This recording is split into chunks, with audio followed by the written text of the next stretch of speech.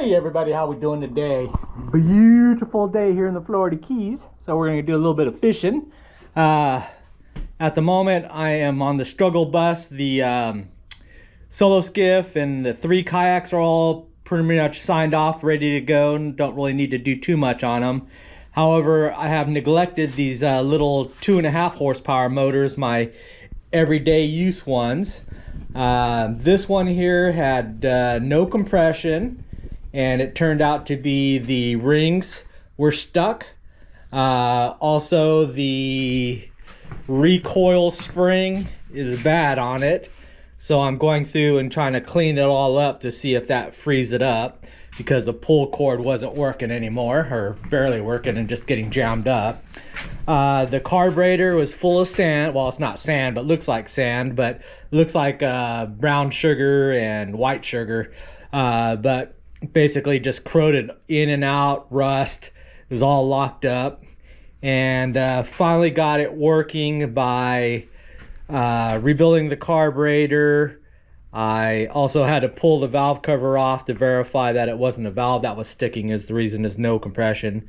But then I used my chugga there and spun the motor to get it fired up, and it runs now, which is good. But the problem is that the water pump is probably frozen up, or the wings are no longer flexible, so it's not spitting any water, so that's bad. Then on my other everyday motor here, this is my main one, because it has the old prop shaft that uses the shear pin, so I can replace those anytime I hit the bottom and it breaks off. But this one had no compression. Took off the valve cover, found out it was a stuck valve, so that was an easier fix. Just had to tap it with a hammer till it freed up, so that one's good. Then took the carburetor apart because it wasn't firing, and that was another one that was full of corrosion sand basically and rust. Took it apart, and the needle for the needle and seat, the little rubber tip was cracked and bent over to the side, so it would probably work, but it would cause continual flooding. So I didn't have a spare one of those, so I've got that on order, and I haven't got a chance to fire this one up. Hopefully it works. I might do in the short term take the carburetor off that one, put it on this one, and just get it running to see if it's okay. And that one I haven't even tried with, but I really don't use that one too often. Oh gosh. Fortunately, on this one I went ahead and redid the whole fuel system, because I keep getting I kept getting problems with the idling on it. Hold on a second here. Because the carburetor kept getting clogged up, so I figured it was the fuel lines just deteriorating. So I went through and rebuilt the whole fuel line back to factory specs. The way that it was routing was all wrong. Whoever had taken it apart had it going underneath here, then back up, and the T's were wrong, and it was just all messed up. But I have that white 6 horsepower, which is just the same thing, but it's all factory stock. It just has a bad valve. But the fuel system was correct, so I just matched that and did it here. Put all new hose clamps on it, new hose, so hopefully that makes it run better for longer. And as you can see, we got the red kayak loaded up, so we're going to do a little bit of offshore action, actually outside edge of the reef. Did some trial and error, test some things out. I want to get it kind of fine-tuned before I start doing some offshore runs on this guy again, specifically with the live bait tank. That's the only real mod that I'm concerned about. Just going offshore is fine. Solo skiff's good. I think I did another preventive maintenance. I painted the transducer green, so that'll help me visually see it and not run into it when it's sticking down. Green kayak, still gonna do a couple more trips on that. But yeah, we're all loaded up, so we're gonna take this guy out. All right, I'm all loaded up. Ramp is busy today.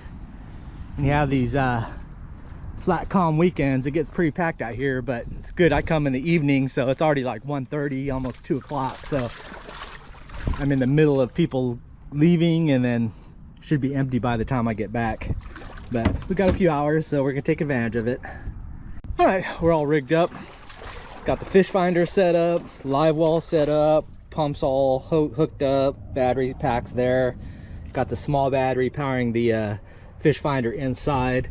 I was gonna put this inside there, but then I realized I didn't have a way to switch it on and off. Since I'm here and I can control a large volume of water, I could turn it off occasionally and not have to run it continually. So otherwise, I think we're ready to go. Oh, forgot the hat. That would be a drastic mistake. So I'm gonna go back and get my fishing hat, because baseball caps suck for fishing. And the fishing trip is called off. Can you see what's missing? Can you see it? Can you see it? I forgot my stupid gas tank. Or I'm stupid and I forgot my great gas tank. I took the gas tank so I could make my kayak cast station, and I didn't put it back where it should be. So I didn't remember to take it. And I have maybe less than half a tank of gas. Offshore dreams have crashed. Well, that's kind of the reason for these prep trips, so I can have everything organized. So tomorrow I should be ready, hopefully. But I'm gonna work through everything, make sure everything works. Live well there, the fish finder there. Pump's working. See the bubbles going through. God dang it.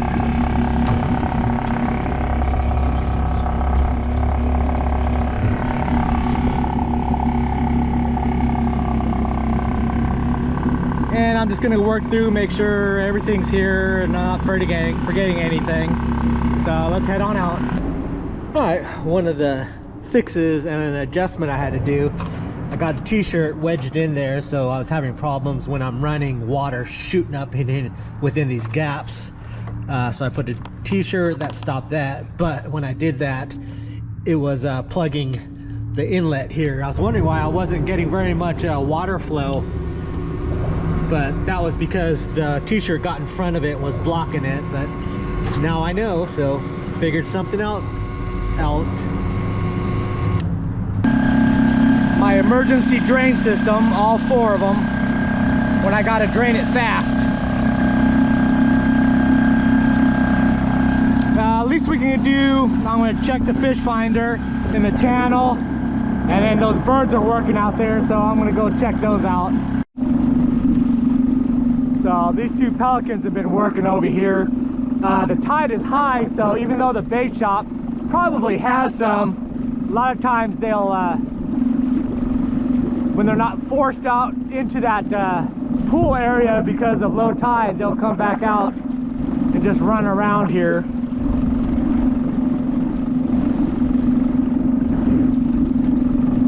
See if we can find them.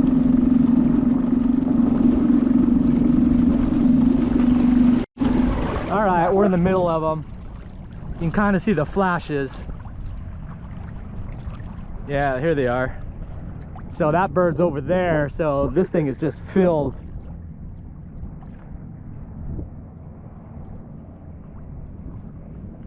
I saw some fish busting. Something swirled right here, so that was a fish. Seeing bigger flashes in there. Either cudas or sharks. Yeah, they're all the pilchards here. God dang, no gas. Well, at least I know they're here. That's a kind of an important factor, is to being efficient about catching bait and not having to spend the whole day trying to find some. So at high tide, they're out here on the flats. Low tide, they're inside the bait shop.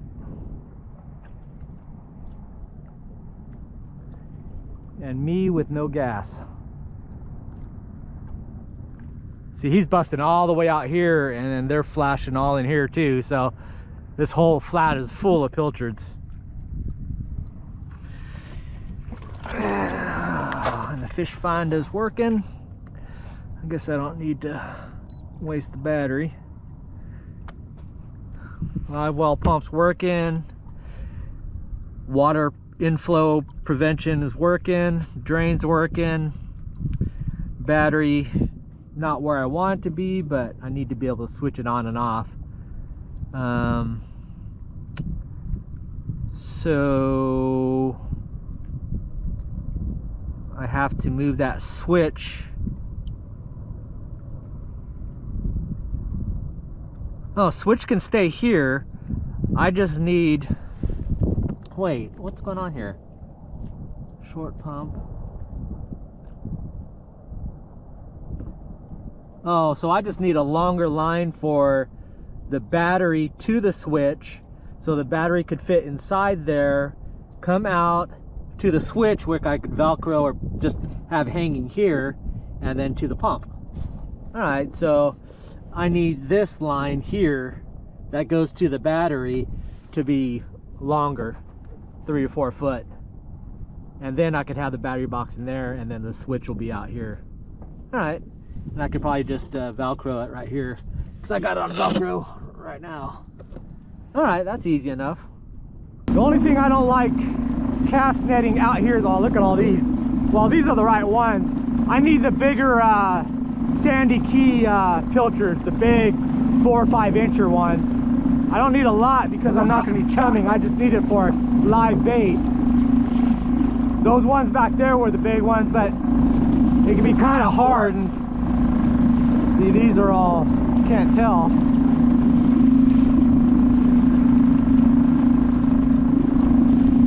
Alright, well, that was fun. Everything works, the motor's running good, kayak setup ready. I got my heavy rods,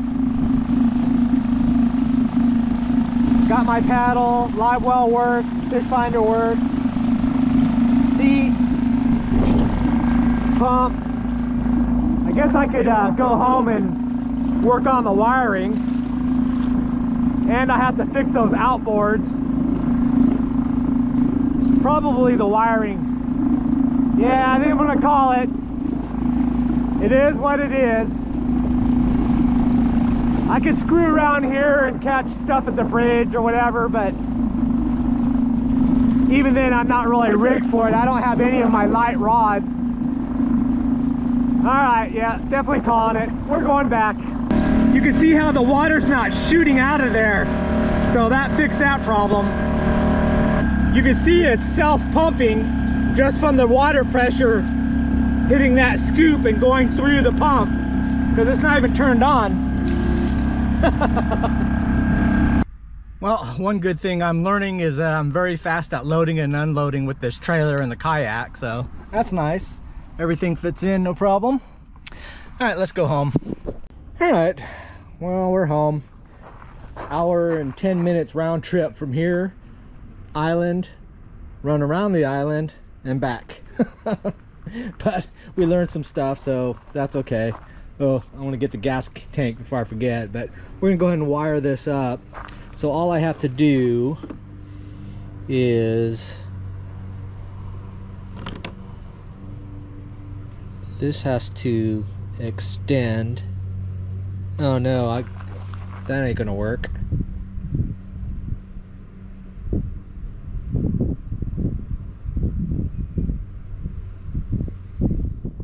Oh no, switch goes to here. Okay, we're back on it. All right, let me take a look at it. All right, I got it. I'm just going to put a long section of line and replace these with a long section and then splice back into this, which will be over here. So need about 4 foot just to be safe. And that's it. So 2 ends, 2 splices, and we'll be done. So I think I'll cut them right here, pull those out, put a head on this, blam, yeah, got it.